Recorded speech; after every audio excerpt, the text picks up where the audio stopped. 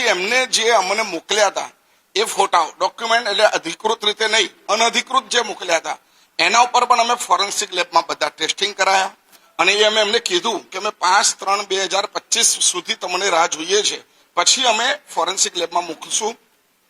અને એનો રિપોર્ટ જે આવશે તમારે મારે બંનેને માન્ય કરવો રહેશે અને એ રિપોર્ટ અમારી પાસે આવી ગયો અને એ રિપોર્ટ આવ્યા પછી અમારા ગચ્છાધિપતિએ, અમારા ગુરુ ભગવંતોએ, અમારા સમુદાયના વરિષ્ઠ આચાર્ય ભગવંતોએ અને અમારા શ્રાવકોએ બધાએ ભેગા થઈને એ નિવેદન જાહેર કરી દીધું અને એ નિવેદન એવું કર્યું કે વૈજ્ઞાનિક પૂરી તપાસ થયા પછી આ અમારા ગચ્છાધિપતિનું સ્ટેટમેન્ટ છે, એમાં છેલ્લી વિગતો લખી છે. વૈજ્ઞાનિક તપાસના નિષ્ણાતો દ્વારા મળેલા રિપોર્ટ મુજબ હવે આચાર્ય સાગર બાબતે કોઈ વિવાદ રહેતો નથી, છતાં હજી જો એમને બદનામ કરવાના પ્રયત્નો કરવામાં ચાલુ રહેશે તો એમના પર અદાલત સામે બદનક્ષી બાબતે કાનૂની કાર્યવાહી કરવાની ફરજ પડશે. ગચ્છાધિપતિ નરદેવ સાગર સુરમા